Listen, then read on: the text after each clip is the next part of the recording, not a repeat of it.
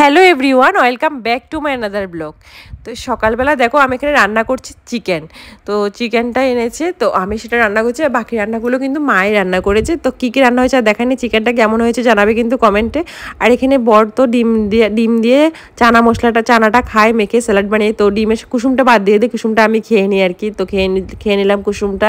তারপরে বিকেলবেলা দেখো আমি রেডি হয়ে পড়েছি, একটু সুন্দর নতুন সালোয়ার পরেছি, আমাকে কেমন লাগছে কমেন্টে জানাবে কিন্তু। একটু বেরোবো, একটু ঘুরেও আসবো, আর একটু পার্লারে যাবো একটু থ্রেডিং করার জন্য। আমরা তিনজন বের হয়ে পড়েছি, দেখো আমরা তিন সখী একটু ঘুরে আসবো, মনটাও ফ্রেশ থাকে ঘুরলে, একটু রিলস বানাবো এই আর কি। দেখো একটু পুজোর খুব সুন্দর গান বাজছে, একদম পুজো চলে এসেছে, পুজো একদম দোরগোড়ায়। তো যেহেতু গণেশ পুজো, সবাইকে জানাই গণেশ পুজোর অনেক অনেক শুভেচ্ছা। গণেশ পুজো কেমন কাটিয়েছে, কে কি গণেশ পুজো দেখলে কমেন্টে জানাবে কিন্তু। অনেক জায়গায় কিন্তু হয় না, অনেক জায়গায় হয় এমন আর কি।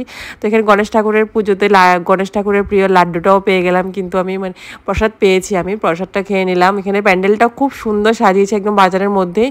তো আমরা গণেশ পুজো দেখে বাজারে চলে এলাম। এবার বাজারে এখান থেকে কিছু মিষ্টি নিয়েছিল, তারপর এখানে দই, বাড়ি এসে দই আর মিষ্টি সিঙ্গারা খেয়ে নিচ্ছে। ড্রেসটা পাল্টানি, কারণ একটু কীর্তনে যাবো রাত্রেবেলা, আবার কীর্তনের পাশের বাড়ি কীর্তনের নিমন্ত্রণ আছে। বরকে দেখো পুকি ক্লিপ লাগিয়ে দিয়েছি চুলের মধ্যে, এটা আমারই চুলের ক্লিপ লাগিয়ে দিয়েছি বরের মাথায়। আর এখানে আমরা চলে আসলাম কীর্তনে।